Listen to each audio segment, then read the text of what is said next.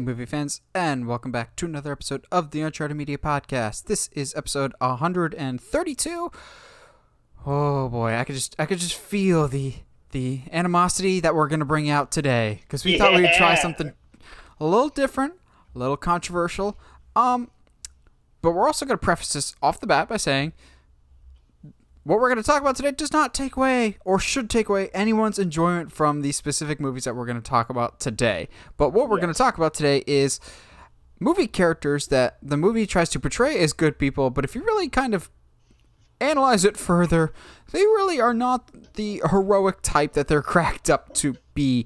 There's a lot of examples that we could think of that were like, yeah, don't think too hard about these people because they're kind of sketch. And some of them we've talked about in the podcast before. Others we're going to get into today. And again, like we said, just because we talk about some people today doesn't mean we don't like these characters, doesn't mean we don't like these movies that they are in. Just means maybe we shouldn't glorify them as great movie heroes because they are kind of far from it. But before we get into all that, Josh, how you doing tonight? Hey, buddy. I'm just chilling, man. Watched a movie this week. I don't know what for, but yeah, me too. one. But I watched one willingly in theaters. Oh, that's right. Good for you. But what did you watch, Josh? So my dad wanted to watch 3 Days to Kill with Kevin Costner. Wow, that's not where I thought you were going with that. Yeah, I wish that I had that 2 hours back. The fact that your dad remembers 3 Days to Kill, like you at home, people, do you guys remember 3 Days to Kill at all? Yeah. Is that the one with Liam Hemsworth? No. Is that Empire State? It's the one with Kevin Costner. That's how much it's just like straight to DVD to me. Yeah, it is. God, man, and it was like, I think it's Amber Heard who's in it, and it was just problematic. New hot girl, Hawkeye, new Hawkeye, Kate Bishop. Haley Steinfeld? Yeah, she's in it as well. So, I mean, there was like a little bit of like, oh, yeah, hey, you're here. I like that. That's fine. But honestly, I've been playing a lot of Minecraft, so I haven't really watched much. I hear someone has gone to a movie theater because I saw a video go up on the Uncharted YouTube channel of some review for some small movie that nobody was really excited for or anything like that. A movie, mind you, that is actually outgrossing the original opening weekend. Jeez. To which I'm just going, let's go, boy! Movie theater's about to flex on y'all! Because A Quiet Place Part 2 made $57.5 million opening weekend, which is a big deal. One, because we're still kind of coming out of a pandemic. More and more theaters are coming out of it, which got a slight bone to pick. Heather and I saw opening night Thursday night, and then the very next day is when all basically movie theaters decided, oh, hey, if you're vaccinated, you don't have to wear masks anymore in theaters. I'm just like, missed it by that much. Because honestly, there's nothing in June I want to see. I don't care about Fast 9. There's a whole bunch of nothing to me.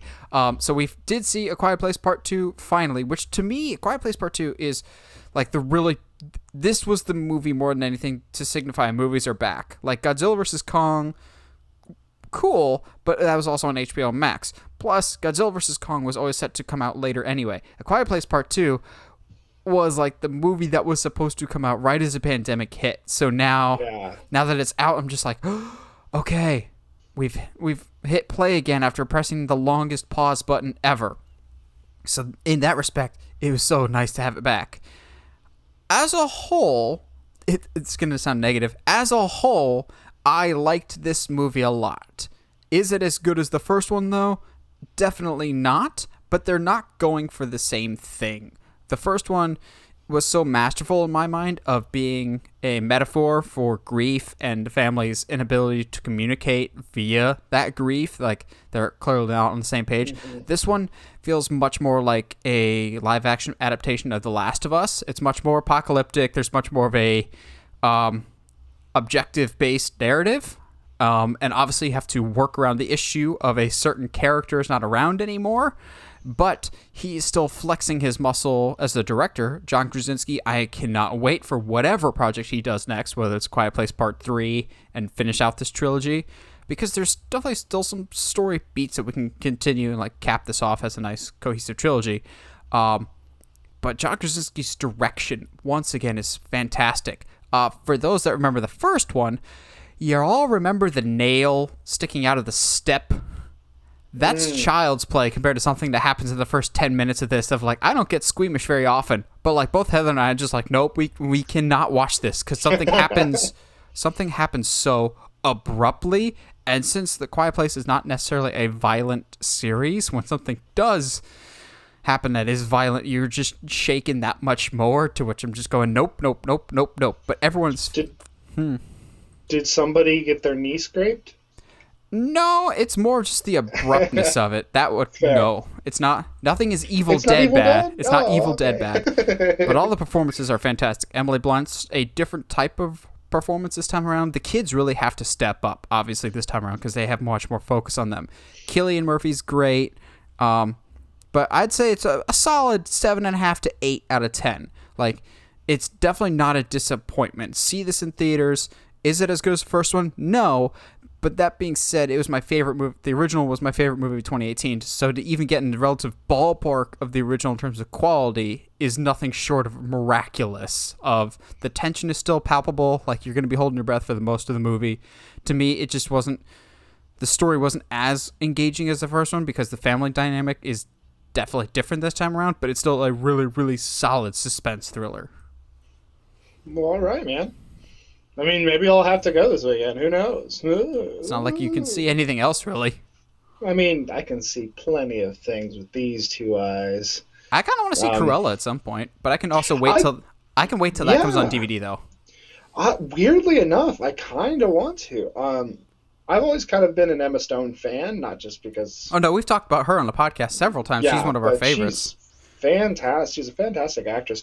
And honestly, the way that this story, at least in the trailer, seems to be playing out as a villain origin story, it seems interesting enough to me. I don't know. But not as quite as interesting as a movie both of us had to watch this week. Yeah, so let's tee that up now, Josh, shall we? You want to? Yes. Why are we watching bad movies again? I think the funniest thing about us bringing Five Good Things back is we're excited to do it again, but then we start watching the movies and we're like, why did we do this? Why is this? So we won't. I don't think we don't have a release date yet. Not yet. We have not recorded it yet, but we've done our homework. We watched the. Yes. We've watched the painfulness that was Pacific Rim Uprising. So the second Pacific Rim. I actually told one of my coworkers today. I was just like, "Oh yeah, I watched the second Pacific Rim willingly this weekend," and she just looked at me like, "Why? Yeah. Why would you do that?" Because she's also seen it. I was just like, "Well, it's a long story, but blah blah blah blah blah." Five Good Things is back, and the first one up. Not all monster movies like Godzilla vs. Kong can be entertaining or even good, no matter what famous people you have, and no matter how good your previous movie was, because, oh boy, this felt like a completely different movie franchise, and that is not a good thing. So look for that in the coming week or so. By this time next week, you will probably have that available to you on the main YouTube channel is our hope. But yeah, we hope to make Five Good Things back to being a monthly segment, and it'll be its own segment. We've got the graphics prepared for that. We've more or less going to go back to how we were when we first started Five Good Things, but it'll be its own separate segment. We're super excited and dreading it at the exact same time. Oh yeah, it's kind of terrible. Like it's, I think if anybody went back and watched some of the old ones, like it's one of those like. You have to really like movies. It's like everyone's like, yeah, but if you love movies, you review them, right? Or you just watch really bad ones and try to come up with at the least five good things. I think there's only been a few times where we've actually really, really struggled to get five. Catwoman, Outcast. Oh, stop. Anyway, let's get to the deal that happened this week. Yeah, so we talked, was it last 2 weeks ago? We were talking about the rise of the streaming wars and the merger between Warner Media and Discovery. We'll talk about that later. But another thing that we talked about was it was looking more and more likely that Amazon was going to be acquiring MGM Studios. Well, aside from some, I think, like FCC regulations of just like, is this a monopoly or not? It looks all but done now that Amazon will be buying MGM Studios for $8.45 billion. This is hardly surprising, but at the same time, it kind of is. This is more or less, again, a library acquisition choice from Amazon because Amazon Prime wants to be taken seriously as a streaming option. And I don't mind Prime, but I think the main issue with it right now is it's kind of like a hybrid of like a Netflix mixed with a Vudu of like you can watch anything you want, but some movies you have to pay for, some are included with Prime. I think that gets a little complicated, and they really need more actual inherited library. Like their content that they have, Invincible, The Boys, Fabulous Miss Maisel, is great. They just need more of it. Now, with acquiring MGM, they get all the Bond movies, which what that does for the rest of the franchise, I'm not sure. Rocky, I'm not sure how this affects Creed 3, but we can discuss that. There's a lot of stuff that comes with MGM. So, obviously, this is a acquisition and library move. Do you see this as a really big deal like the Warner Discovery thing, or do you see this as a more of like a Disney acquiring Fox thing, or less than that? How do you see this, Josh? Yeah, I think I'm with you though. It's more of a library move than it is anything else. I mean, MGM is, in my opinion, one of those legendary studios that's been in the game for a really, really long time. So, I mean, and to my knowledge, I couldn't put anything what they've come up with lately. That's the problem is legendary, not legendary, that they've got their own issues, but MGM, when I think of that, I always think of like, they used to have great titles, but then again, like they've been spotty, like James Bond. As much as I like Daniel Craig as James Bond, he's got about a 50-50 ratio, or a lot. I think of MGM as like an old-fashioned studio and not a ton of current stuff. But I think a big part of the reason why they got this was, one, to have all this content. I think it's like 4,000. It's got to be more than 4,000 titles because MGM is a big thing. It's also having the IP. So if they want to be like, hey, we're doing a James Bond spin-off series about the origin of MI6 and the rise of M, which you can have that one on Amazon. You can have that idea. Cool. They can do that. Or, I don't want to say it, but how long before they approach Sylvester Stallone and be like, hey, how do you feel about a Rocky origin series? To which all of us would go, actually. Uh-oh. Don't make it a Rocky origin story. Make it a Mickey origin story.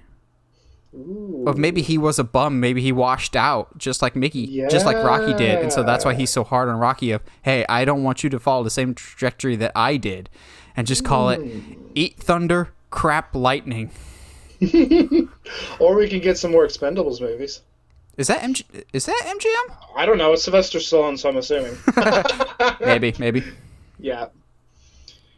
If it was up to you, what would you do with the MGM property if you're Amazon?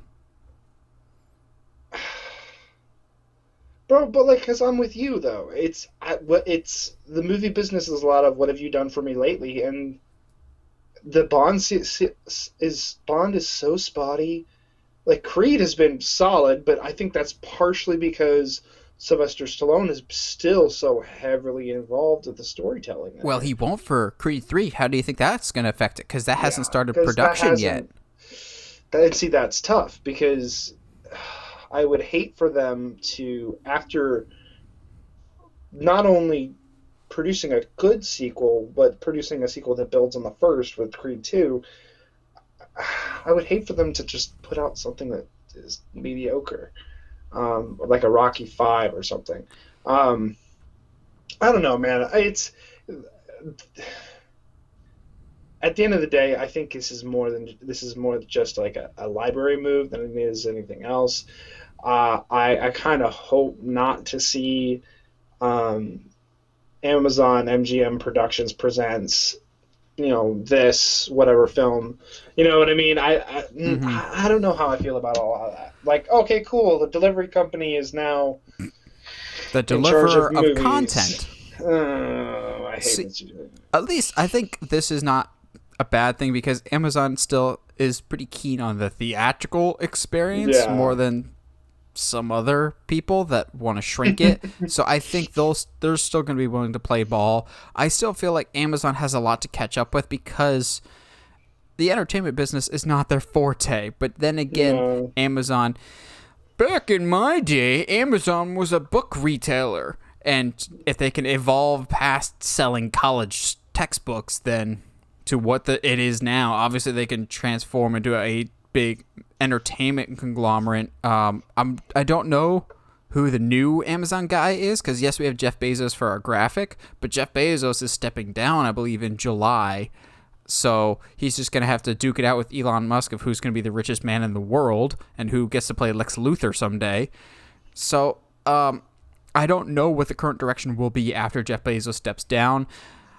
I'm still kind of cautious just because I'm not overly thrilled with what I'm hearing about the Lord of the Rings series that Amazon's doing. Yeah. So I'm just like, I don't want them to, as much as I like Invincible or The Boys, I don't want them to Invincible or The Boys every single show that we get. Yeah. Like, you need to diversify your assets. The programming that's meant for children needs to stay meant for children. You need family content. HBO Max is having the exact same issue. They focus so much on the HBO side of it that they've neglected the fact that, oh, crud, kids watch streaming services too. Maybe we should have programming for them.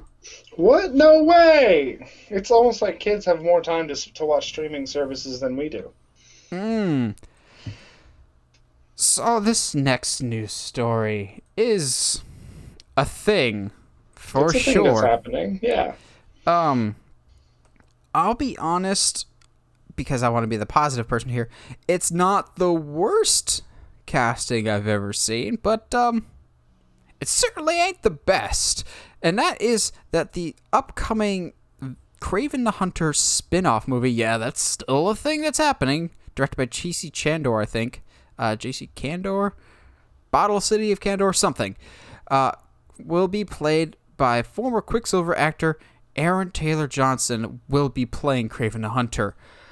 Oh boy, there's just a lot to break down here. I think Aaron Taylor Johnson can be a good actor. I've seen him be decent. I've also seen him in Godzilla. Which I bag on his performance in Godzilla a lot because I think it's awful. That being said, I'll eat a little bit of crow here in that I don't think it's all his fault because if you look at other Gareth Edwards movies, who's the guy that did Godzilla, he kind of has an issue with character portrayals. Like, he also directed Rogue One, and I think those are some of the most bland and forgettable characters in Star Wars history. So he struggles with characters, and so maybe that kind of came across in Godzilla. His Quicksilver, on the other hand, makes me a bit nervous because for those that don't know, Craven is a big game hunter who is also Russian. And say it with me, Josh, his Quicksilver accent was one of the worst movie accents we've heard in many years, along with, as much as I love her, Elizabeth Olsen's accent as Scarlet Witch was also terrible. It was so bad that they just phased it out and then retconned it in WandaVision of, oh yeah, crap, we forgot she had an accent. It's part of trauma. Just go with it. His accent was so bad. And also, he can be a good actor, and I know actors can bulk up, but he does not have the physique of a Kraven the Hunter. Like, I think this is a big old miss here. As far as the physique goes, I don't know, man. Have you seen Kick-Ass 2? No? Just me? All right, cool. So, like 10 people saw Kick-Ass 2. Okay, yeah, but it's a a fun movie. It's a different kind of physique, though. He's lean in that. You're correct. Not Craven jacked.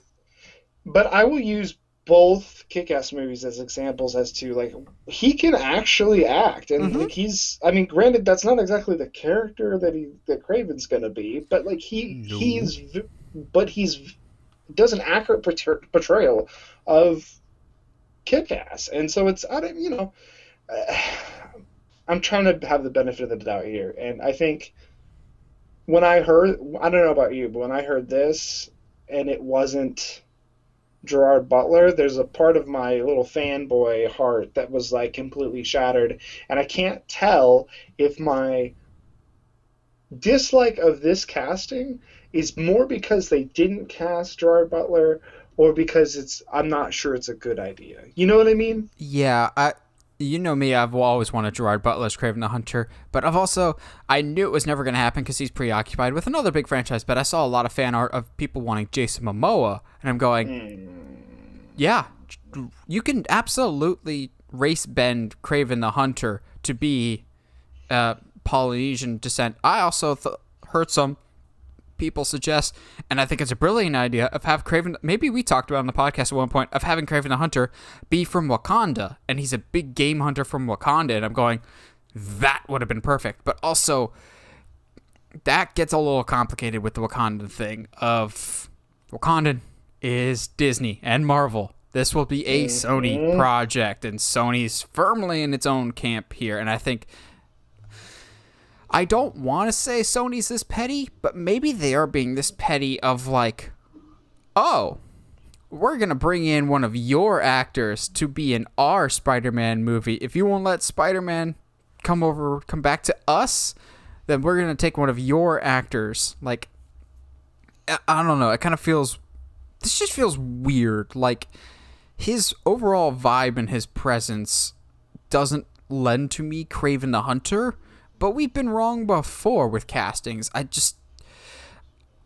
said from the get-go that I've thought that this movie was overreaching. Like, Venom could work. I don't necessarily think it's the best idea, but Venom did really, really well. I think there's a much bigger audience of fandom for a Venom movie than there is a Kraven movie, and this, to me, feels like old Sony of just, we need to monetize everything. We're grasping at straws. I don't think this Venom thing, not Venom, this Carnage, eventually I get to the right Spider-Man villain. This Craven thing, Morpheus. This Craven thing is the right idea. Well, Morpheus is its own thing. I like Kraven the Hunter. He's one of my favorite Spider-Man villains. That being said, there are much more interesting Spider-Man villains you could do. Where the heck has Chameleon been? Do a spy thriller with Chameleon? Yes, please. Sandman. Give me some Sandman, bro. Or do like a Creature from the Black Lagoon-esque movie with the lizard of a man that's getting slowly turned into the monster, and maybe, just maybe, Kurt Connors accidentally kills his wife, and that sends him over the edge and goes full lizard. There is no turning back now type of thing. I've always just thought this Craven thing was a weird decision. Yeah, I think to me it's not necessarily that it's Kraven the Hunter that's the weird decision, it's that it's a solo movie. That's a weird decision. I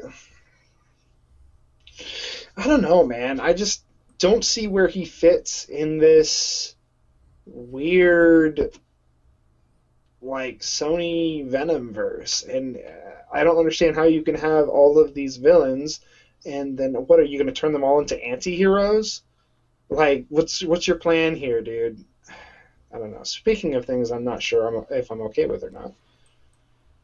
Actually, I'm going to have a different approach than you on this one. You seem a little hesitant about this one. I am. I'm all for this one, and I'll say it, if this is true, because Marvel themselves has not come out and said this yet, but if this is true, I'm actually more excited for this than I am a Black Widow movie, and that is that the head of the Dora Milaje, Okoye, might be getting her own spin-off series on Disney+, as well as reprising her role in the upcoming Wakanda series, which I would like to hear more about that. That's coming to Disney+.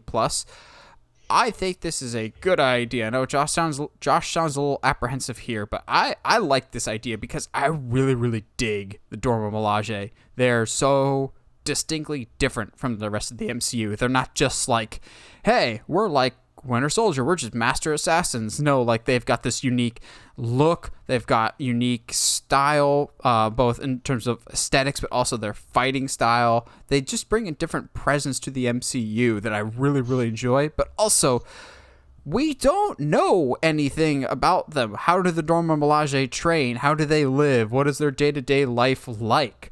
I know they're always supposed to protect the King of Wakanda, but what is a day in the life of the Dora Milaje look like? How do they become that which they are? How do they get to the point that they become the most dangerous assassins in the world type of thing?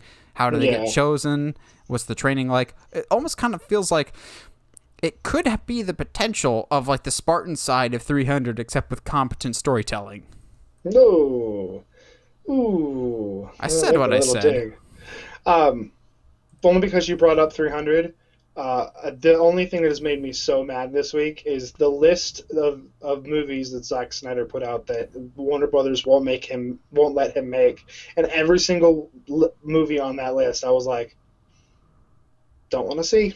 Or also how he says him and Christopher Nolan almost made Man of Steel set in the Dark Knight trilogy universe. Go away. Anyway, so I am also like, I'm with you on this. As far as like, it would be super interesting. I think there's a lot of potential there, a lot of fun storytelling, maybe even exploring what does it mean to be the, I'm going to mispronounce, the Dora Milaje. There you go. Wow, yeah. First try. So cool. What it means to be them when there's no king. Ooh. Yeah, so like that would be super cool. But without a king, what do you protect?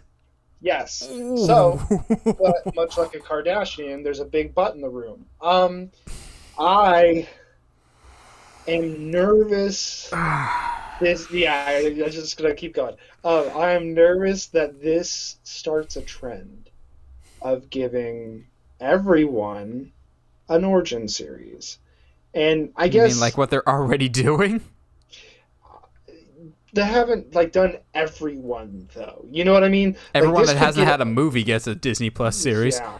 Miss Marvel, Secret Invasion, Hawkeye, Iron Wars. Armor Wars. I get nervous whenever you start doing like, hey, these people can't carry a movie, which I wouldn't exactly agree with. But so they can't carry movies, so we're going to do a TV show or whatever. But I will say they're good about keeping it to a season or keeping it, 13 episodes or something like that, which is, in my opinion, perfect. Like, for an Origins show, you don't need to go into like, all right, season 3, we're now a month before Wakanda, before the events of Black Panther. All right, we're running out of content here. Like, I don't want that to be the case. So, but so far, I guess my concern is not necessarily warranted at this particular moment. Well, we've also said numerous times that Disney Plus desperately needs content of some kind.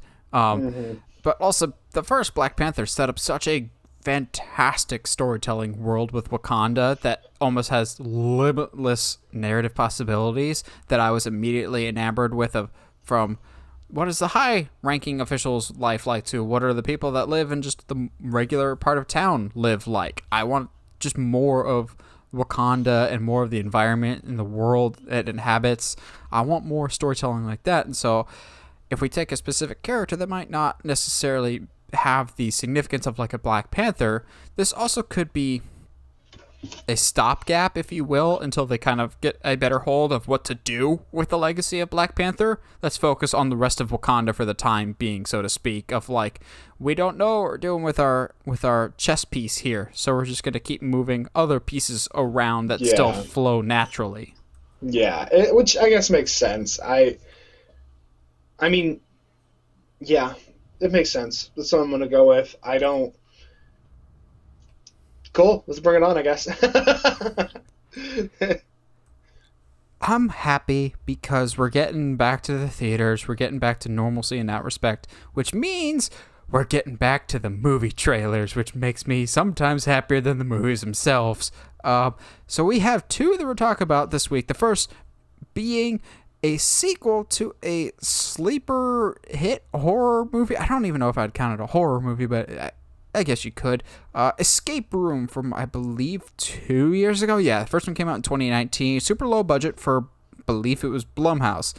Didn't see it in theaters, but I saw it at home later. And I thought it was actually pretty good. I didn't see it for a while because I thought, this kind of just looks like PG-13 Saw, mixed with the popularity that is escape rooms. And in a sense, that's kind of what the first one was.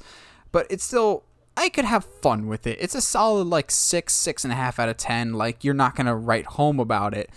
But when they announced a sequel, I was like, okay, I'm kind of on board for this. Why not? It's an interesting enough premise. I it's not a mystery, but how do we figure this out type of situations? And I like the concept of what this trailer presents here of take all the previous winners of all these other deadly escape rooms and put them all into one trap together. And how does that work? Kind of like, didn't Hunger Games do something similar to that? Of you won the first one, now we get the reunion. I don't mind this trailer, but I do have one big issue with it, but I'll get to that once we hear from Josh. Josh, you come at it from a different perspective because you haven't seen the first escape room. Correct. Having not seen the first one, what were your thoughts with this trailer? Could you still track with it? Were you at least interested? What were your thoughts? So I'm with you, and I think I said it to you too. I was like, oh, okay, so we're just going to do Saw, but in a different universe. Sounds good. But there's something about this. This is more intriguing than Saw ever was. And part of that, I think, is that cohesion? Cohesion. There's no jigsaw involved because it's not a Saw movie. It's just, there's something really, really interesting about it, and the traps all look interesting. And the idea that someone was so mad that that these people won and got out of their escape rooms that they, from the looks of it, dropped millions of dollars to create this really elaborate escape room. It's not one individual. It's a whole big thing. But that's what I'm saying is somebody was so mad that this group of people all beat their escape room that they're like, you know what? Let's really mess with him. And to me, and maybe I'm reading into this too much, the movie believes in itself so much, it basically shows us the whole first puzzle. I think it shows us way too much. Oh, I agree. I think, so you know how trailers these days have what's called a stinger? It'll play the main trailer, then it'll show you the title card, and then I'll have a quick 5 to 10 second stinger to really get you into it. Eternals had a little bit of now that Captain Rogers and Tony Stark are dead, who's going to lead the Avengers type of thing. I hate this stinger in this trailer so much because the trailer's showing interesting traps in some rooms, and then it shows them. I'll put up this spoiler warning for those that don't want to know and you haven't seen this trailer, because I think this is a huge spoiler and super, super stupid that they showed this in the trailer, that they climb out of this manhole and they're like, oh, we made it out, we're back in the city, and then they immediately show it's all just a projection and yet another room. I'm like, that would have been such a cool reveal to see in the movie itself, to have these characters like 1408 did, of these characters thinking they're escaping and they've made it out, only to find out, nope, you're still stuck in this game. You never left, which I think every time I watch 1408, I forget about that twist every single time. It's he's out. Oh, no, wait, no, he's not yet. No, he's not. Because y'all, if you haven't seen 1408 is so good. Depending on what edit you're watching, it has which ending. It's super, super complicated. I wish they didn't show that stinger, and when it just shows the title card, escape room, tournament of champions, or whatever, then that's it. So that way, when you see the movie, you're just like, they're out. Oh, no, they're not. I as a whole, this seems like harmless fun, like the first one was, or like a Hellfest was. Just not going to be the best horror movie of the year. That's going to be Halloween Kills. We know that. We already know that, yeah. or I'm still kind of optimistic for Candyman. That kind of looks amazing. But this could be at least fun-ish as a whole. Would you say yay or nay for this one, Josh? I mean, yeah, why not? I mean, not every horror movie can be like, or thriller, I guess, can be like top-notch, fingernails into the armchairs cover. Like, not every single one can be that. Not everything needs to be The Shining. Some people can be. Yes. Some things can be Final Destination. You need a good popcorn flick every now and then. And I think honestly, this feels kind of like a Scream, almost like it knows what it is, and it's not going to try to be anything more than that. You know what I mean? Yeah, I think it's just here for entertainment's sake. I also think movies like these in the coming months will be critical to movie theaters, of not the big blockbusters, not the home runs, but the solid line drives or the doubles in the gap. Like things that aren't going to be massive successes, but things that were made for low money that can make a relatively decent profit. And they can be stabilizing, I don't even know if that's a word, stabilizing movies for the theater-going experience in between the big movies like your Black Widows and your Fast Nines or whatever else, so to speak. Now, this next trailer, I know a lot of people are talking about that they really, really like this trailer and whatever else. I am not one of those people. I'll be upfront about it, and maybe it's because I know who's directing this, and they're very upfront and honest with who's directing this. And you and I both, Josh, have been burned by the Sham Hammer, M. Night Shyamalan, numerous times. And boy, does this trailer just feel like a Shyamalan movie. So, I'll give credit where credit's due. M. Night Shyamalan has made some good movies. I really, really love The Visit or Split. But he's also made a lot of bad movies. Like, I still very much enjoy it as a comedy. The Happening, which we've talked about before, that might actually secretly be brilliant but we also might be reading too much into it. Yeah. He's very hit or miss. And this, I got more of a Lady in the Water vibe than a Split vibe. Like, it has all the Shyamalan staples of awkward close-ups, characters just spouting dialogue randomly. The one scene in particular that I'm just like, why have this in trailer, is when apparently someone's walking up the cliffside or climbing up the side of the beach cliff, and they're all looking up and narrating what's happening instead of showing what's happening. Like, Shyamalan is the king of talking but not showing what's happening. I was not a fan of this trailer. It's not the worst, but even if it didn't say M. Night Shyamalan on it, I feel like I could still tell that it's a Shyamalan movie because of the staples of the weird and wonky, very definitively Shyamalan cinematography. The dialogue is a little too on the nose. Josh, what did you think of the old trailer? Yeah, it's a thing that's happening. Am I gonna go out of my way to see this? Probably not. But here's the thing. I might see it based on the fact that this already has a similar moment, like one from the Happening, where Mark Wahlberg looks at the camera and goes, "What? No." It's the daughter or whatever, and she's like, "Dad, why are you looking at me that way?" I was just like, bro. Which I feel bad, because that actress was in Jojo Rabbit, and she was great in that. She's great, absolutely. And I feel a little bad, but at the same time, I was like, oh no, he's about to ruin these people's careers. Stop, no, someone put a stop to this man. Okay, because we need to do it. It's like the M. Night Shyamalan drinking game, but the M. Night Shyamalan bad twist ending game.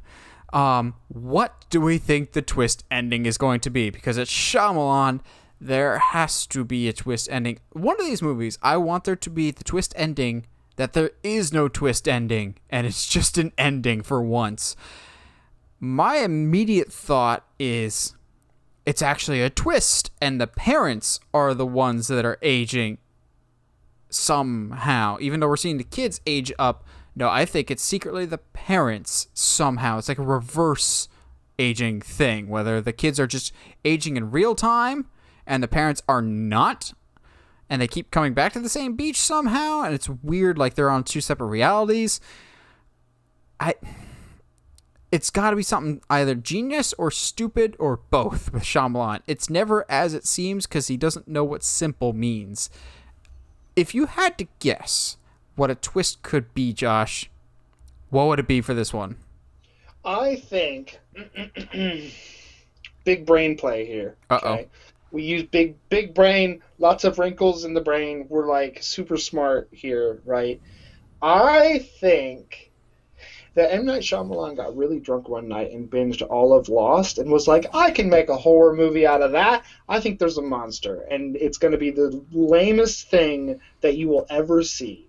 It's just, it lives off of people's life force, and so it just, and that's what it looks like it does. So it's like, it's not necessarily killing them over time, it's just stealing their age. I don't know. It's stupid the more I talk about it, but like it's Shyamalan.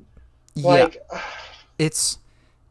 It also kind of feels like, and maybe this is just me, it has that vibe of like, I kind of wanted to just go on vacation with some of my friends, and that's why this whole movie is going to take place at this one location, because maybe a studio was just like, sure, we'll make a movie with you, but we're not going to give you a big budget, because this clearly does not have a big budget. There's no big name actors attached to it. It's shooting in one location for the entire time. So either you're right and they do have a creature, and that creature is going to look amazing with all the money that they save with special effects, or studios were hesitant to work with him after a spotty record. We're like, we'll make a movie with you, but it has to be on our terms and it has to be a low budget affair. Yeah, that sounds about right. Yeah, I wish I could be optimistic, but we've seen too many bad Shyamalan movies to be optimistic at this point. I don't know why people keep hiring him.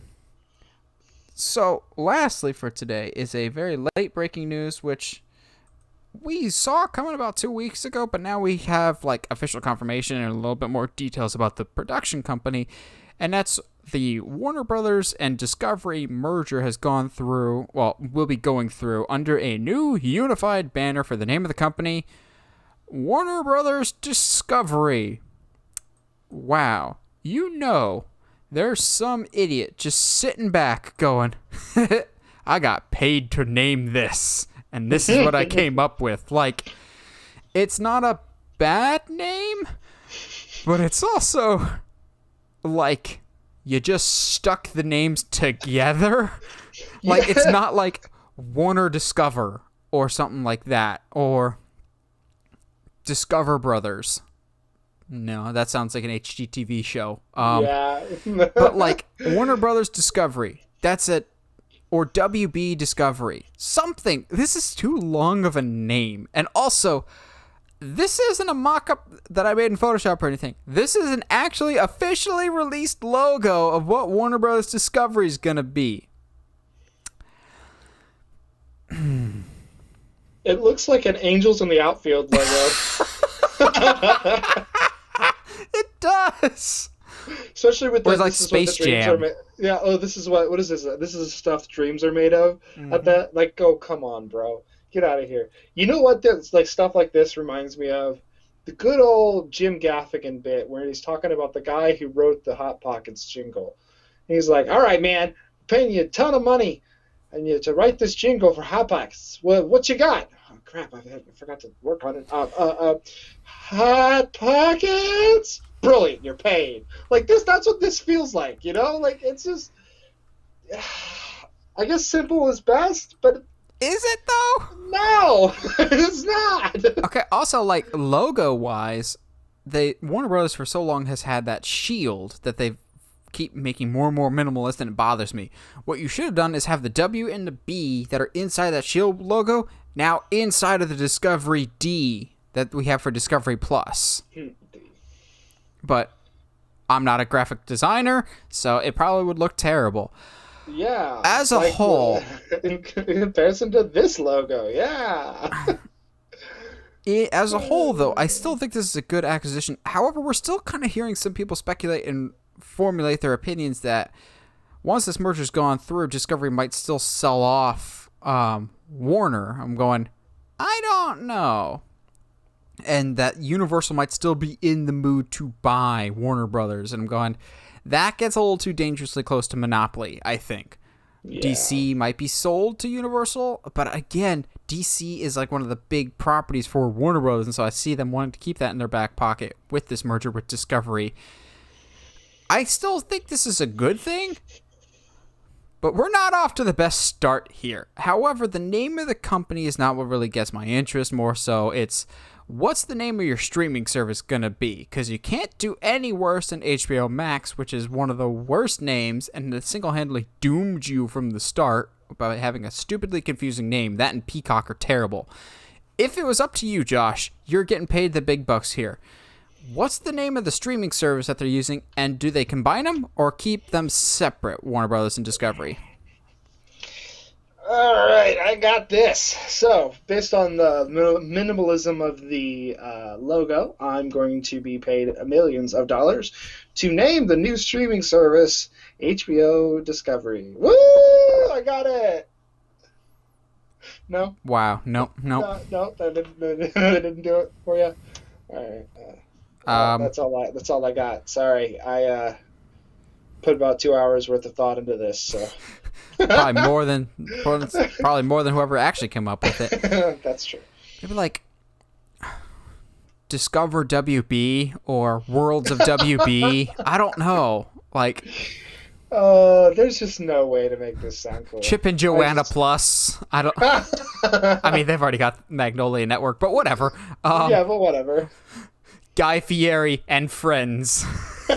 Every show now must have Guy Fieri, and that's why he signed that massive contract, which we didn't talk about on the show here, but did you see his new contract that he signed with Food Network? No. Guy Fieri just re-upped his contract for Food Network for 3 years, $85 million. Jeez, to which I'm just going, that's professional athlete money right there. Yeah, except, bro. Except, he actually brings in money for the company that he works for. That, and he actually gives back to the industry. Oh yeah, Guy's the best. Guy's awesome. Yeah, Guy's the best. Oh man, I just can't. I don't understand anything that's happening with this. In merger. general, you just don't understand it in general. Yeah, man. I mean, I don't sleep, so sleep is for the weak. And all right, Josh, do the sponsor read for us this week. Man who does not sleep. Man who does not sleep. Oh, ooh, I got you. Uh-oh. This episode of Uncharted Media Podcast is brought to you in part by TeePublic. If you, like me, don't sleep and you drink a lot of coffee, go ahead, get yourself a coffee mug with the Uncharted Media logo on it. All your friends will think you're tired. Yeah, that's a great plug for our stuff. But in all seriousness, we do have Uncharted Media mugs, shirts, hoodies, baseball tees, stickers, notepads, whatever your heart feels like getting. You can get them at the link in the description at TeePublic, and TeePublic's awesome. So, this was partially inspired by conversations that we've had on the podcast before about Josh's utter hatred for the original Karate Kid. Whoa! Tell me I'm wrong, though. The refusal to watch Cobra Kai because I want to stick to my narrative. And that's the problem: is Cobra Kai is so good and actually fixes fixes the character of Daniel Russo. But as we'll talk about Daniel later, just because a movie tells you that this character is the quote unquote good guy, doesn't mean their actions come across as them being the good guy. There's more than a few times in movies that just because they're the main character or there's overall not a bad person they're not also a good person suddenly. But again, like we said at the top of the show, we like and love some of these characters dearly, but we do not hold them as movie role models or anything like that. Or if you like the movies that these people are in, that is awesome. We're just poking lighthearted fun at some characters. Some of these are poking fun at. Some of these are actual grievances that we have. I'm going to be straight with you right now. There are some people on this list that you are going to have feelings about, but I don't care. I'm going for the throat, bro. All right. I haven't slept in 4 days, and no, I'm kidding. Start us off then, Mr. Sleep Deprived. Yeah, no, I'm just going to go straight for Daniel. I need to make sure that I say this off the top. Daniel Russo is a terrible human being. Of LaRusso Auto. Yep, nope, I hate him. He's a terrible person. We have to explain why they're terrible people. No. Everything that happens in the film is literally his cause. Like, he causes it. It's not like... It's the whole thing of like the fight thing. He started it. Like, bro, come on. Like he's the one that gets in Johnny's face and like he's new to town and tries to take his girl right off the bat. Like, come on, bro. Okay, so I like the original Karate Kid and Cobra Kai, so I'll play devil's advocate at times to referee this fight between you and a person that can't defend themselves right now. In the opening scene, Johnny makes it clear that he and Elizabeth Shue's character have broken up. So Daniel, it's fair to talk to Elizabeth Shue. Where I take issue is when Johnny's just like, hey, back off. And Daniel straight up sucker punches him. Yeah. Like Johnny's not even fighting him or anything. Every time Daniel goes to attack him, Johnny does a defensive move. He's on the defensive. He clearly does not want to fight Daniel. But Daniel is just like, I'm from Jersey. I have rage issues because my dad's probably dead. So I'm a little ball of spite, and I'm going to use an illegal move in a karate tournament later. But, like, Johnny, in the opening scene, because I've seen Cobra Kai to death and seen the original Karate Kid to death, his first line of dialogue is, senior year is going to be my year. I'm not drinking. I'm not doing drugs. I'm not doing anything. I'm going to win her back. I'm going to get back on the straight and narrow type of thing. I'm going to make sure that my last year of high school counts. And Daniel basically completely throws that out the window. Then Miyagi bails him out, whatever. It's a stereotypical sports movie. Where I take issue with Daniel LaRusso is we get 2 more movies of Daniel being horrible. It would be different if we have like a Luke Skywalker situation where he's an annoying little brat in the first movie because Luke is really annoying in A New Hope, but that's part of his arc. If Daniel grew as a person between the original Karate Kid and Karate Kid Part 3, that'd be different. But come Karate Kid Part 3 with Terry Silver and Mike Barnes, Daniel straight up joins the other team. He joins Cobra Kai for a little bit because he's just like, I want to punch people and hurt people because I'm emotionally broken. And he basically destroys himself in the process. Miyagi's just like, I've just about had it, but I need a paycheck, so I'm going to be in this movie.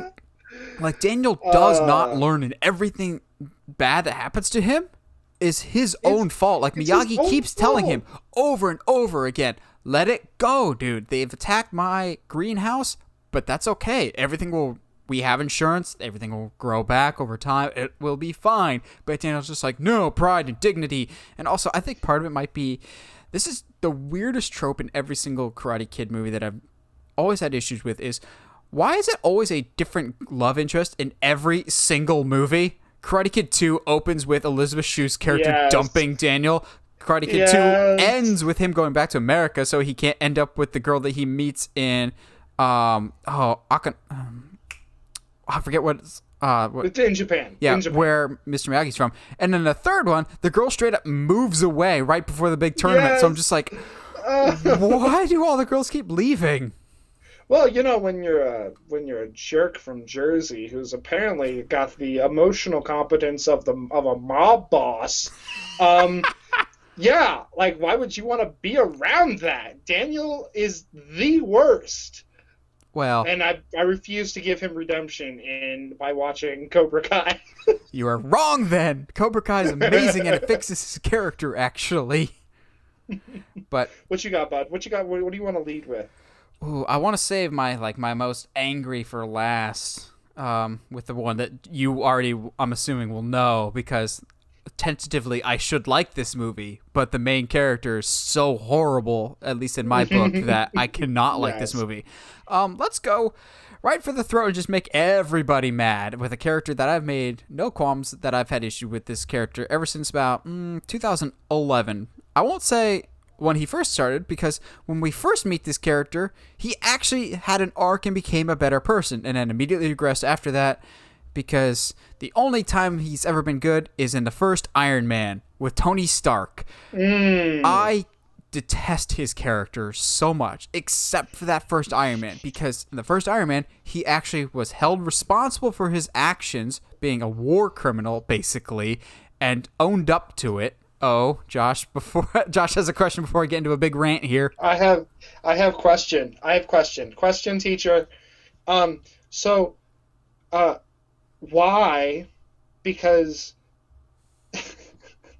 why? Just because a spoiled rich boy all of a sudden decides to grow a conscience, do hundreds of people have to be out of a job overnight because he's like, not got rid of the weapons division? Sorry, like. Yo, so you get a conscience and all these people lose their job. Got it, K, heard.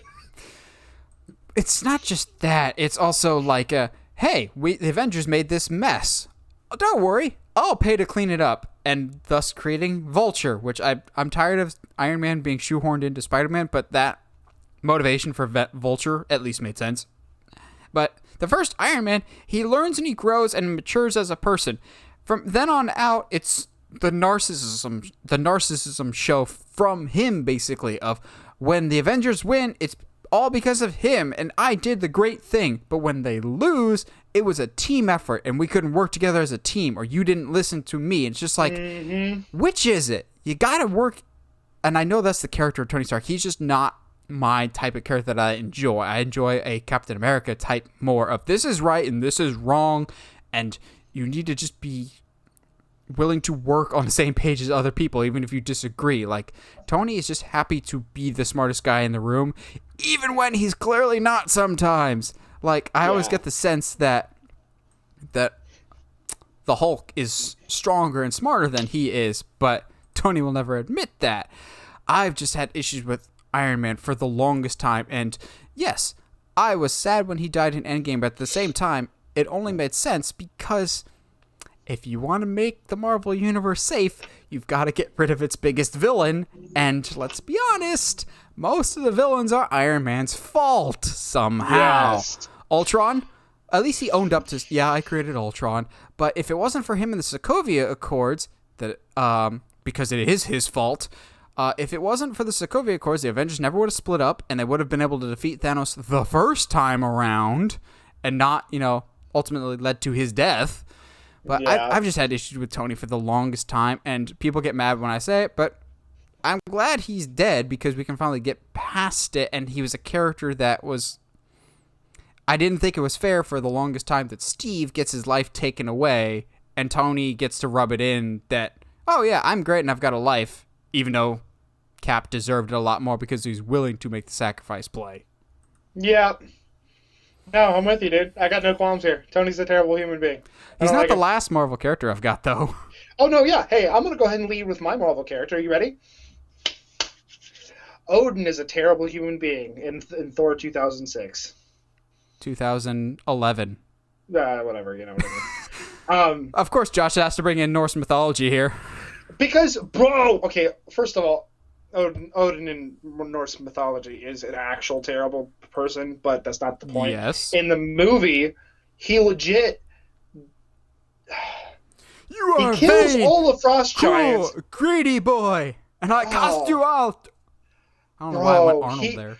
He legit kills all the frost giants and goes, sees a baby, and it's like, oh, well, I can't let... I have a weird moral quandary because I just murdered your whole race, and now I feel bad for some reason out of nowhere, and so I'm going to adopt you and take you in as my son. Except for the part where I ever treat you as my son. Because, yeah, that's not going to be a thing until Ragnarok. Odin is terrible. I mean, and to be quite frankly, he's terrible to Thor too. Thor deserves it most of the time, but like, Yeah. I don't know. Maybe if you were a good father who, I don't know, didn't neglect his children for months at a time because you needed to sleep. You're so tired. Get out of here, bro. Odin, you're terrible. I don't. How am I supposed to be like? Yeah, I need Thor to be best friends with his dad again when his dad is literally the worst person ever. So my other Marvel person, up until recently, wasn't on my list. So they have the chance to like get back on my good graces, and his probably gonna be one of my most hot takes today. Wanda Maximoff is a horrible person. Like, Yeah. before totally. WandaVision, I was just like, okay, she's just a regular Avenger. She's got her flaws, but she's more or less got uncontrolled power. Come to WandaVision, spoiler alert for people that haven't seen WandaVision, she's like knowingly holding these people hostage, and they're just like, we can't sleep. She's just like, but I want a family. We get it. You've suffered a lot of tragedy, but you're literally just manipulating people from the inside out to turning them into zombies to dozens to hundreds of people. And she really has no remorse for it. So, like, at the end of WandaVision, they're just, like, all giving her the stank eye because she deserves it. And then Monica Rambeau, who I loved as a character, just has the stupidest line of dialogue. She just looks at Scarlet Witch and she's just like, they'll never understand what you gave up. Yeah, she gave up 2 pretend kids and a robot. Like, you literally took their freedom away. You made them like slaves. For months, close to a year or something like that. Like, bro, get out of here. You're not a good person. And don't try to bring Wanda into future movies and pretend like, oh, she's real powerful. Better make her an Avenger. Because heaven forbid her actual dad comes around and creates the House of M. Then we're all in trouble. Okay, anyway, that's you're never getting House of M, dude. Yeah, I know. That went into like a weird nerd rant. But like the minute that one of the people is just like, I can't sleep because your nightmares fill my head, I'm just like, sorry, I'm sympathizing with the human more in this situation. That sounds like a living hell that you're putting these people in. Yeah. Also, you can have this make-believe place that's not fair to everyone else. You're literally torturing them for something that doesn't even exist. Like, also, did we ever explain why we couldn't just, bring Vision's body back to Wakanda and no? Why figure would we out do why that? we couldn't just like build him without the stone? Because that's what they were trying to do in Infinity War anyway, and I just missed it. Here's the thing, Nathan. Plot holes. That's all I got. Like, come on. And like the US government was basically like, nah, bro, we want our weapon back, even though it wasn't really their weapon. Yeah. I don't understand. They never had property over Ultron or anything, so whatever, dude. Yeah. All right, what do you got next? All right. Willy Wonka is an attempted child murderer. And you can't deny it is the thing. I can deny it, and I will. No, you can't sit here and be like, I can torture people because of moral reasons. But, like, he legit, on purpose, puts all of these kids' lives in danger. No, he does not. Because he gives them the choice, and every single one of them made the choice that put them in the situation that they ended up in. Every single one of those kids chose to do the stupid things that they did. Every single one of those kids, he told them what they were doing was wrong before it happened. If your parents tell you, don't put your hand on the stove while it's lit, and you still do it like an idiot, that's your fault that you got burned. These kids, Augustus Gloop, he's drinking from the river. Wonka scurries over, don't do that. Augustus Gloop falls in because he's an idiot. That's his own fault. He sees Veruca Salt, don't stand on the bad egg indicator. You're going to be ruled a bad egg, still stands on it, falls, and once again, everyone seems to think that Wonka killed these kids. They walk out of the factory just fine. That's my biggest pet peeve. They did not die in the Wonka factory. They all walk out just fine. They're just a little changed because they had to learn a moral lesson. hit a button. All yes, right. you did. Jesus. So when Mike TV it starts to be Mike TV, and his response is not Hallelujah. Where's the Tylenol? No. Yeah, no. His response is not, no, stop. You're actually bad. His response is quite literally, no, stop. Oh man. Because at this point he's dealt with 4 idiotic kids that don't listen to a word he said. He's looking at Mike TV going, really? You didn't learn from Augustus Gloop. You didn't learn from Veruca Salt. You didn't learn from Violet Beauregard. You're a moron. You take it into your own hands. Not Wonka's fault that these kids don't listen. And also, at the end of the day, they become better people for it. Yeah, see, you don't know that. The movies don't say that afterwards. It just shows that do. they're scarred for the rest of their lives. They are, at the very least, they're scarred for the rest of their lives. But we know that they're not They're dead. scarred for the rest of their lives. They're not dead, though. All right, that's fine. All right, okay. It's fine. Finally, we get a rant that gets me more fired up than Russell Crowe's Robin Hood. And that's saying something. I got him, guys, and it won't be the last time today. I don't know why. That's one of my biggest pet peeves is people insisting that Wonka's a murderer. I'm just like, you illiterate swine! It's okay. Read it's the book, buddy. or at least see the Johnny Depp one. And I'm actually advocating people watch the Johnny Depp one if they're that misinformed. Oh, poor Nathan. Actually, the Johnny Depp one wasn't that bad. It's just the Wonka casting was horrible. Yeah, it's terrifying. And I think to me, I didn't start hearing the trope that Willy Wonka is attempted child murderer until the Johnny Depp one, because he is way more passive in that. In like almost all the kids, he's like when Augustus Gloop goes for the chocolate river, he in the Johnny Depp one, he's not. Oh no! Don't touch my chocolate. He's like, oh no! Don't do that, Augustus. Little boy, don't touch my chocolate.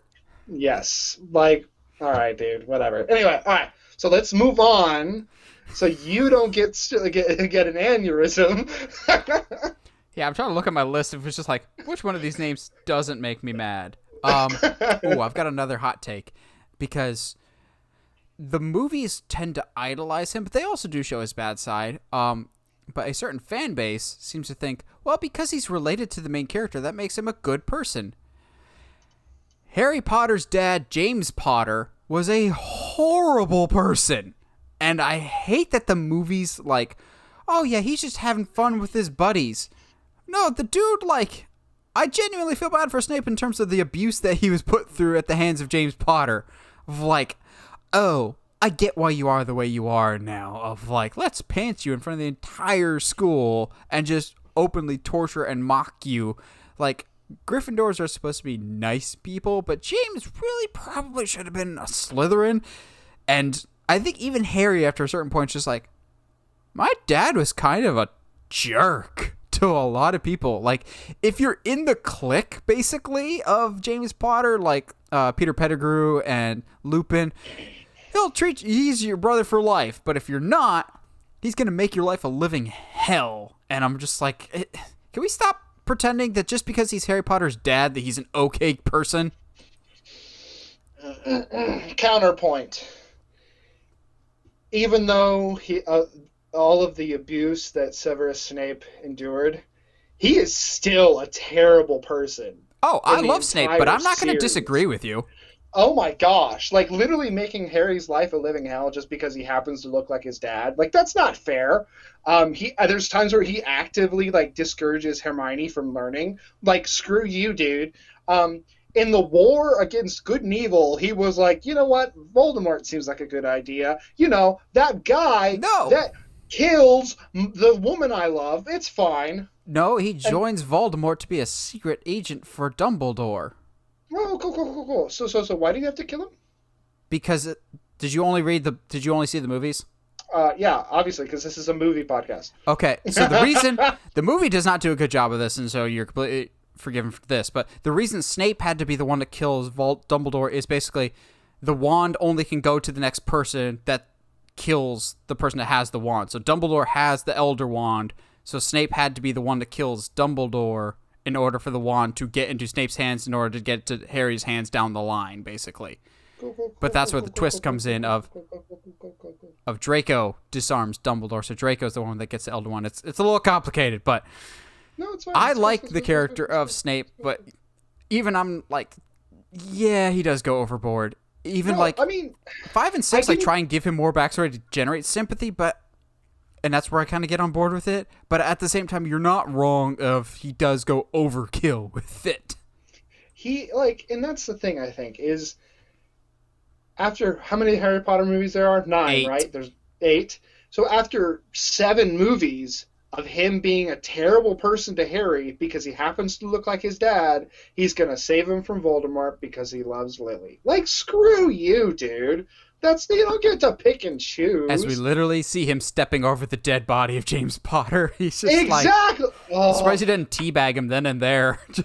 And that's, I think, like, that's for me where the disconnect of Harry Potter films was for me, because everybody that I know that's a big Harry Potter fan was like, oh, I cried during Snape's death. I was like, I literally has watched all of them multiple times, and every single time I get to that scene, I'm like, yeah, I feel absolutely nothing. This guy deserves to die.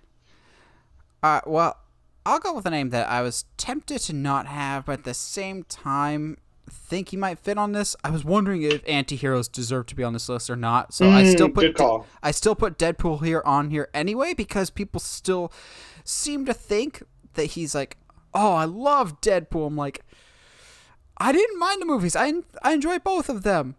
But Deadpool is not someone I'd want to spend time with. He's not someone I'd want to hang out with. Even before his face gets all mangled, I don't trust him and or like him. And that's part of the endearing quality of Ryan Reynolds, is making the character of Deadpool likable. But I'm just like, it's kind of the same thing with Punisher of, these are not good people. You're to be like, but they're doing horrible things for good reasons. That still kind of makes them horrible things that they're doing. Like, yeah. At least to me, the ends don't justify the means. And even before he was Deadpool and he was still just Wade Wilson, he wasn't necessarily the biggest role model. Again, we're not knocking the characters or the movies. We're just saying these probably should not be glamorized to the level that we do with movie heroes at times. Yeah. Oh, I agree. I think that's a lot of this. And like, so I'm trying to figure out how to set this up, but a lot of people really, really love Ferris Bueller's Day Off. I was wondering if we were going to talk about Ferris Bueller. And I think on my first attempt to watch it, about 10, 15, 30 minutes in, I shut it off. Because I was like, how am I supposed to get behind this guy? He's literally robbed his parents. He stole a car. And then I got even more mad when you finish the movie and he gets away with it all. And everything just kind of like works out. It's fine. Okay, cool. Basically steals his best friend's car, crashes it. Yeah. And he's terrible to his best friend. How is this like a movie? And I see people all the time, they're like, it's a movie about teenage rebellion, blah, blah, blah. He's still a jerk. He's still breaking the law all the time. Sorry, bud. Maybe it's my morals are in a different place, but that just doesn't seem like a kind of person I'd want to actually hang out with. So here's my only one that I'm just like, I really debated whether or not I'm going to put it on this list, because he's only really a bad person when we first meet him, kind of like Luke Skywalker, of like he's got an arc even within the movie that he appears in. And funny I say Luke Skywalker, because Han Solo is not someone you should look up to, at least in A New Hope. But again, that's done intentionally because he's got an arc. And George Lucas, I'm sorry, but you're wrong. Han did in fact shoot first. He shot because when we first meet him, he is not a good person. And that's what makes it cooler when he shows up later to save Luke, because it's called a redemption arc. Mm-hmm. Like, I don't get how George Lucas trying to retcon it. But when we first meet Han, he is not a good person. He is a smuggler. We don't really know what he's smuggling, but I would assume it's not good things. Yes, the Empire is bad, and he's trying to smuggle stuff away from the Empire, so maybe it's good stuff. At the same time, shooting a man in the face in an open bar, basically being a pirate, and despite what Disney's trying to tell you over the past few years, and especially with their rides lately, pirates are bad people. And Han Solo, one of my favorite Star Wars characters of all time. But at least when we first meet him in A New Hope, he is not one to idolize or is a good person by any stretch of the imagination. Like, Obi-Wan and Luke are right to be cautious when they first meet him. Chewbacca is more trustworthy, and he can't even speak English. Yeah. No, absolutely. All right, so these next two were ones that I like. How many more you got? I got two more. Oh, sweet. I got three. Cool. Okay, cool. So my last two were ones that I was, because you know me, sometimes my brain doesn't, I haven't had coffee or whatever, so it doesn't, I can't think of things. So I just started looking around on articles online, and these next two were points that I found that the more I read, the more I was like, hey, yeah, screw them. And one of them, we always say that she's a victim of Stockholm Syndrome, but Belle is not really a good person. Okay? Her opening song is about how she's the only one in the town that can read. And instead of being like, hey, I don't know, maybe I should teach the town how to read so I won't be so lonely, she then sings another song about being lonely. Like, bro. And then literally, the Beast literally only asks her to do one thing. Hey, don't go to the West Wing. And she's like, you know what? Yeah, you might run into Martin Sheen. Yeah, no, I'm not going to respect your privacy. I'm sorry. Bye. I'm going to go look. And it was just... I'm not... Of the people on this list, she's very tame. But to say you're kind of grasping at straws there. I'm grasping at straws here. I have a Disney character that I'm going to get a little heated about. Good. But the more and more I think about it, the more and more I'm like, you can't sit... To say that Belle is free of blame in this story is actually... You literally can't say that she's free of blame. Especially, I don't know about you, but as a townsfolk, if a girl walked through the town every morning talking about how illiterate I was, yeah, I'd probably not like her either. Yeah, Josh can't read too good. Read not good, nor talk good either. I say many word when few will do. Well, okay, you set me up with Disney one, so I'll go with my Disney character that I'm sure will get plenty of people mad at me because this became a huge success for Disney, and I still to this day do not understand because I still think the main character in it is so fundamentally flawed that I have so many issues with her. Elsa from Frozen. Yeah, boy. Because, yeah, everyone's like, oh, let it go, let it go. I'm watching the movie going, you literally just condemned your city that you rule over to die by putting it in a frozen tundra, and you're just going, well, I don't care anymore. Y'all can die. Like, no. I get that your parents were not supportive all the time and they locked you away, more or less, so that you don't kill people with your ice powers. But she's just like, I've got ice powers. Isn't that neato? I'm going to go run away and sing about my problems instead of, addressing them in a healthy manner. And basically, like I said, condemning her entire country to die in a frozen wasteland while letting some Hans Gruber guy, I know I said it wrong, but let me have this one, Hans Gruber more or less take over her country and almost kill her sister. Then she's just like, oh, did I do something wrong? Yes, you did. Also, I still will get on this. She creates Olaf, right?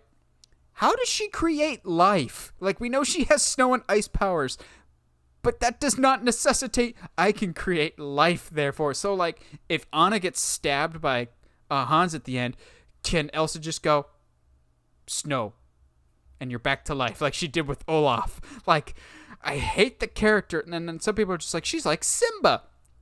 Because Simba ran away after his dad died. Yeah, he watched his dad die, and he thought he was to blame for this because his twisted uncle made him believe that it was his fault that his dad died. But also, he owns up to his mistake in front of his family and matures and grows and becomes a better person. Elsa is just, I don't understand.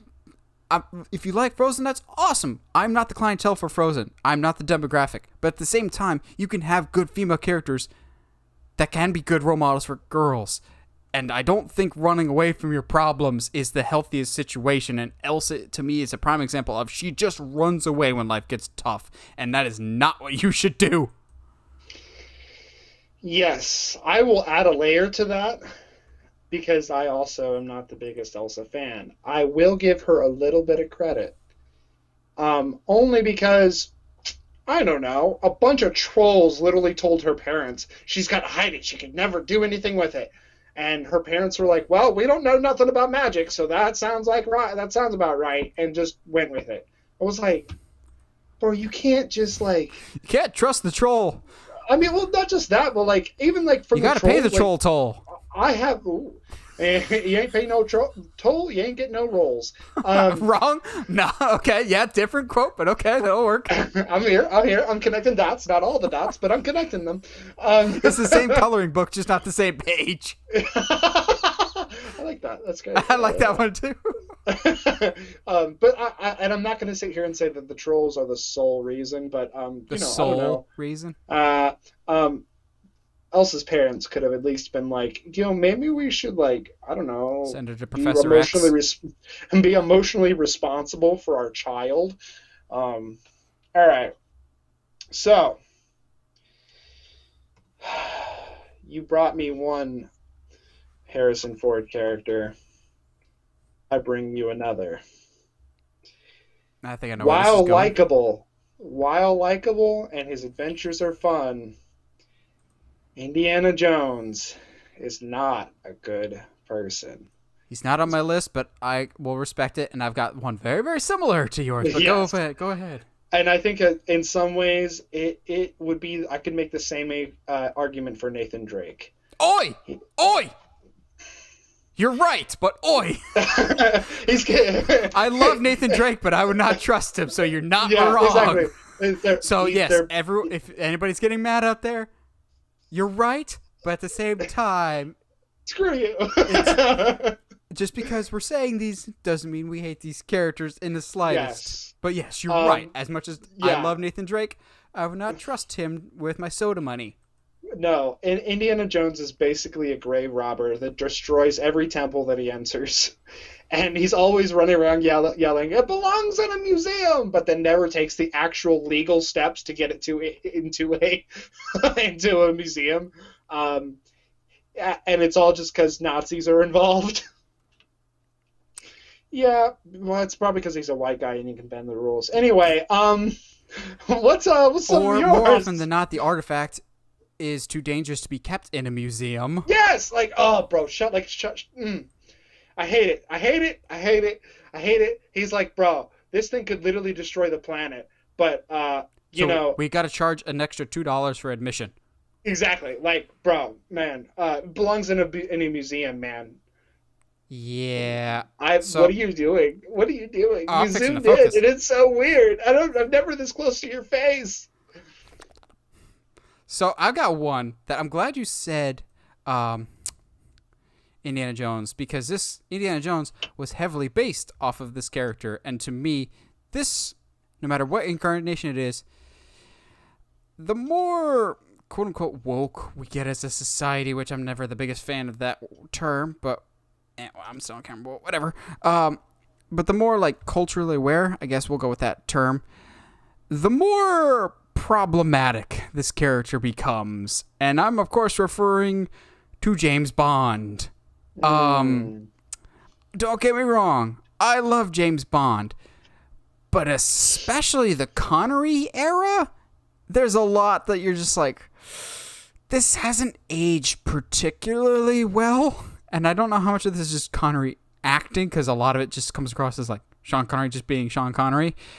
But even up to this day with Daniel Craig, like, Skyfall is one of my favorite Bond movies of all time.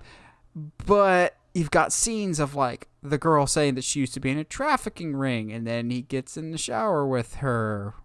When I'm just like, like, feels like taking advantage. Yeah, like, even Austin Powers at least had boundaries. Like, James Bond is just like, I saved your life, you owe me, type of thing. Like, like, James Bond, he's like the definition of old school cool, but kind kind of comes across a little problematic at times, like, especially the older generation James Bond. Like, don't get me wrong, I'm always excited for whatever the next James Bond movie is, but the character could probably use a more modern update in terms of his characteristics. And I know that's almost blasphemous, but, like, maybe don't make him so over the top. I don't know. Maybe not making him a misogynist. Let's go with that. That sounds like a great idea. Let's not have let's him start there. hit people. Yeah. Let's let's make it so that he doesn't treat women like objects, even though that he like treats himself as an object. Let's have him actually deal with his emotional health. That would be a good idea too. I don't know. Maybe actually make him deal with the repercussions of his decisions over the last 50 years. I don't know. I could go on and on and on. Like there's some, like you said, problematic and like outdated, and the more and more like too often I think in American cinema we're like, well, he saved the world, so we can like let him have his flaws, and it's like, you know what? I don't think so. Sorry. I almost put it on the list, but I know Josh would be mad. I almost put Taron Egerton from Kingsman on the list. Much like Indiana Jones and Nathan Drake, I would have been like, hey, you're out of line, but you're right. I love all the Falcon and Winter Soldier memes. So you're out of line, but he's right, He's right. Okay, so you had your last one, right? Yeah, that was Indiana Jones was my last one. Okay. Now, for my last one, I'm sure Josh already knows because I've gotten on my high horse about this before. On paper, I should love this movie. It's visually gorgeous. It's got great cinematography and some cinematography that actually makes scenes funny. Like, cinematography is hard to make scenes funny, but Edgar Wright always seems to do that. However, I hate Scott Pilgrim vs. the World, and a whole bunch of internet people just get super, super mad because the internet is very protective of this movie. I would love the movie if it was a different protagonist. Now, I need a disclaimer saying I never read the original Scott Pilgrim vs. the World comic book. I've only seen the movie like twice. And I have so many issues with the character of Scott Pilgrim. And it's not just a Michael Cera thing, even though I'm not the biggest fan of Michael Cera. I will give credit where credit's due. He looks amazingly accurate to the comic. However, the entire premise of Scott Pilgrim vs. the World, I very much have issues with. For those that haven't seen it, it's basically Scott Pilgrim finds this like super cute girl played by Mary Elizabeth Winstead, and he has to defeat her 7 evil superpowered exes in order to date her. Well, the problem is he's already dating a girl who absolutely loves and adores him in Knives Chow, and I don't even think he breaks up with her in the movie. He's just like, oh, hey, I'm going after Ramona now. Which, that in and of itself is scummy to just go, oh, hey, there's a hotter girl now. Screw you. But the fact that the movie points it out that Scott has done this a few times already, like he's dated a few girls and then whenever a better option comes along, he just throws them by the wayside. Like he destroyed his friendship with the drummer of Sex Bomb because he dated her and left her on bad terms, and he's just like, oh yeah, we're fine. Pan over, the drummer's still pissed, and they like, it's supposed to be for comedy, but then they show her face later. She's still really, really hurt and damaged by what Scott did to her by just dumping her. And here's the problem. There's an alternate ending of Scott Pilgrim that I think was much better and actually would have fixed the entire movie for me. Scott finally defeats all the 7 evil exes, but doesn't go with Ramona. He goes back to Knives. And I'm going, that would have fixed the entire movie because that would have figured out his emotional immaturity issues that he's got. He doesn't take responsibility. He's just like, I'm just going to drift around through life until something better comes along. And I'm just like, that makes you a scumbag. Like, you don't just give up on a relationship because something newer or better comes along. And the fact that we continue to glorify him, like, don't get me wrong, the movie looks gorgeous. It's great. It's got a great supporting cast. But I have so many issues with the morals and the reasoning why Scott even goes on this adventure to begin with that it just takes me out going, I cannot get behind you because you're doing this for such a stupid reason. Okay. I'm going to preface this by saying you're right. points to keep in mind. Scott is like 25, and Knives Chow is like still in high school. Which also, that's a big red flag there. It's problematic. Yeah. But it also, to me, like, no matter how you slice it or dice it, you still come out ahead in terms of losing this argument. Yeah. No, I'm not. At no point am I going to sit here and say that Scott's a good person. I think the ending falls flat either way, but that's because whether he goes back to Knives because she's in high school or he leaves with Ramona. Either way. However, the Kim thing, they mention it in the movie, and it's even more prevalent in the comics.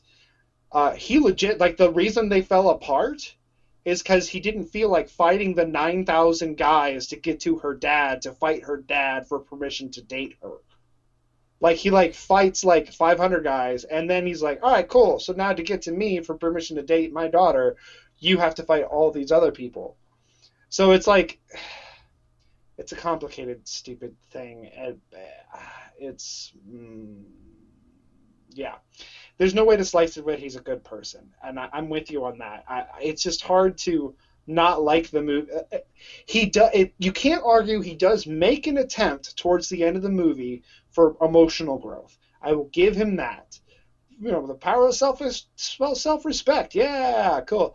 I think, to me, at least the theatrical cut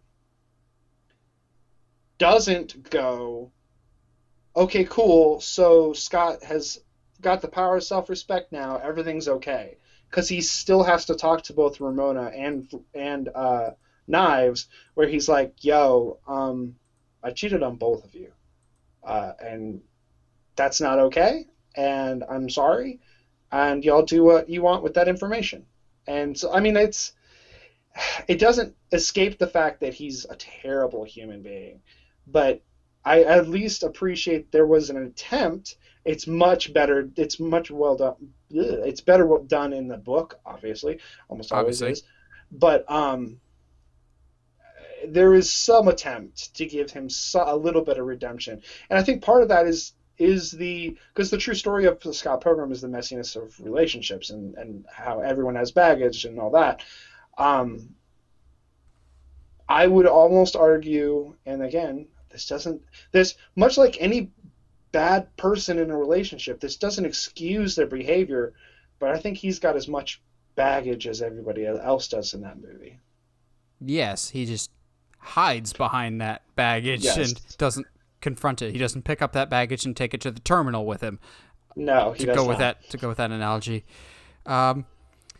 Again, this is just a fun little exercise of heroes can be flawed, and that's not a bad thing. Just because we have character issues sometimes doesn't stop us from loving our favorite movies, our favorite movie protagonists. You can think of plenty more examples, and if you do, let us know. We always like hearing from you guys, and as always, if you like what you hear and you want to hear more, subscribe to us on whatever platform you're listening to us on, whether it's iTunes, Spotify, Google Podcasts, or YouTube. And if you haven't already, subscribe to us on YouTube at Uncharted Media. We've got the 5 Good Things coming around the corner. We'll probably film that in the next couple days and get that out to you soon about Pacific Rim Uprising. We'll be delivering more content to you soon, whether it be more 5 Good Things, more topical videos. And as always, stay sharp, movie guys and gals.